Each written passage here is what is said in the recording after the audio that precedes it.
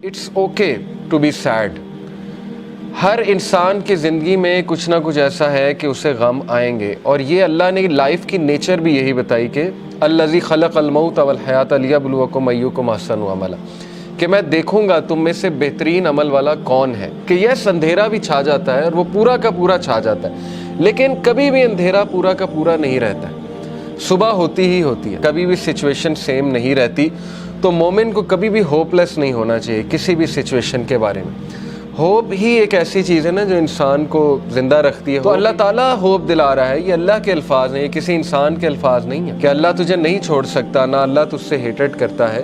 بس یہ اللہ کے کچھ طریقے ہوتے ہیں انسان کو ٹیسٹ کرنے کے لیے، انسان کو کچھ سکھانے کے لیے، کیونکہ یہ دنیا کی زندگی تو ہے ہی بہت ٹیمپرری.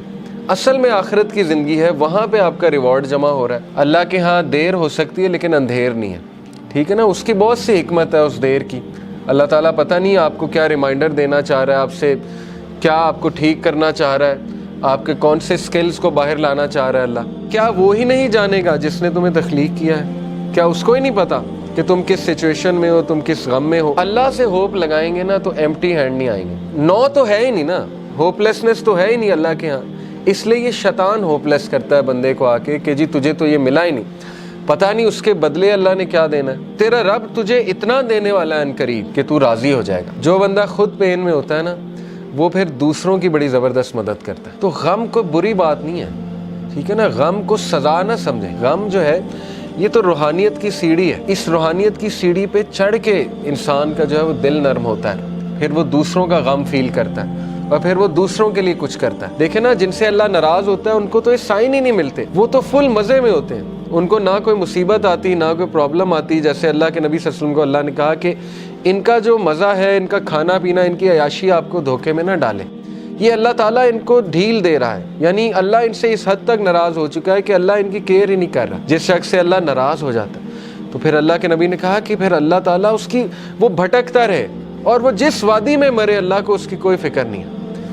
یہ ہے اصل میں وہ شخص بدبخت. اور یہ کون ہے؟ وَلَا تَكُونُوا كَالَّذِينَ نَسُوا اللَّهَ فَأَنسَاهُمْ أَنفُسَهُمْ. کیا تو نے دیکھا اس کو جو اللہ کو بھول گیا تو پھر اللہ نے اس کو اس کا آپ بھلا دیا. اولئک هم الفاسقون، یہی تو فاسق ہے. تو اس لیے یہ مت سوچیں کہ اللہ نے آپ کو بھلا دیا. اگر اللہ کسی کو ناپسند کرتا ہے تو اپنے قریب کیوں لائے گا؟ مجھے یہ بتائیں، ٹھیک ہے نا. ایک بندہ کہیں اور جا سکتا ہے، کلاس میں آ گیا، دین کا لیکچر سننے آ گیا، کیا یہ نشانی نہیں ہے کہ اللہ اس سے راضی ہے؟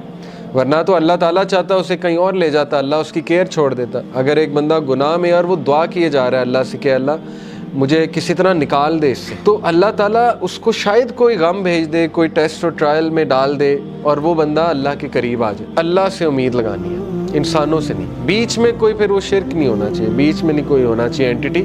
ساری کی ساری امید اللہ تعالیٰ سے ہے. پھر آپ دیکھیں اللہ تعالیٰ جلد آپ کو ایسی چیز دے دے گا کہ آپ کا غم اللہ ہلکا کر. بسم اللہ الرحمن الرحیم. السلام علیکم ناظرین. اگر زندگی میں کچھ غم، پریشانی، مصیبت یا پھر آپ پر آزمائش آئی ہے تو بالکل بھی مت گھبرائیں، بالکل بھی اس بات کا غم نہ کریں کہ ہماری زندگی میں پریشانی آئی ہے، مصیبت آئی ہے. دیکھیں ناظرین، جو لوگوں پہ مصیبت نہیں آتی، غم نہیں آتے، پریشانی نہیں آتی تو اللہ ان سے ناراض رہتا ہے.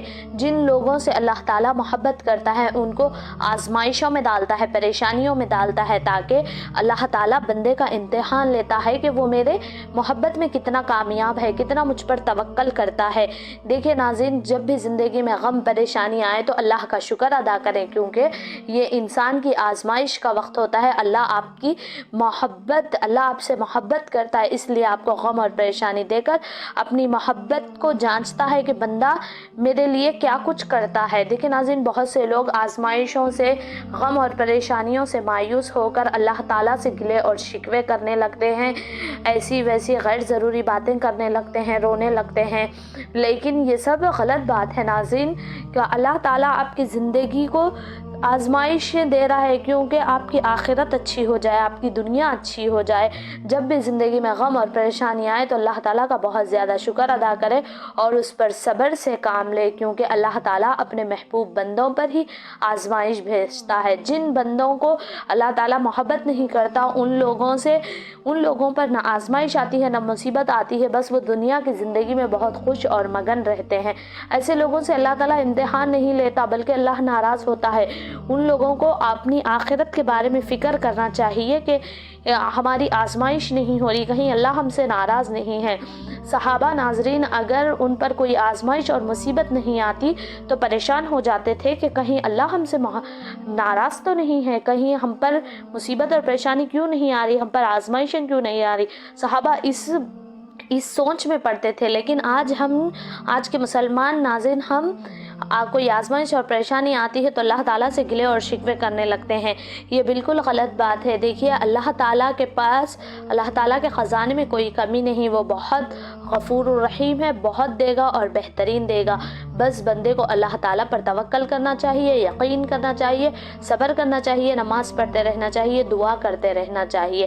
صبر اور نماز سے اللہ کی مدد طلب کرنی چاہیے انسان کو۔ بے شک اللہ تعالیٰ ضرور اپنے بندوں کی مدد کرے گا، کیونکہ وہ بہت بڑا غفور الرحیم ہے اور اپنے بندوں سے بے انتہا محبت کرتا ہے۔ دیکھیں ناظرین، آپ کو ہماری ویڈیوز کیسی لگی کمنٹ سیکشن میں اپنی رائے کا اظہار کریں اور اپنے دوست اور رشتہ داروں کو بھی شیئر کریں، تاکہ ان لوگ کو بھی اگر کوئی غم اور پریشانی زندگی میں لاحق ہو جائے تو ان لوگ اللہ کے شکر گزار بندے بنے کہ اللہ ہم سے محبت کرتا ہے، اس لیے ہم کو غم اور پریشانی دی ہے۔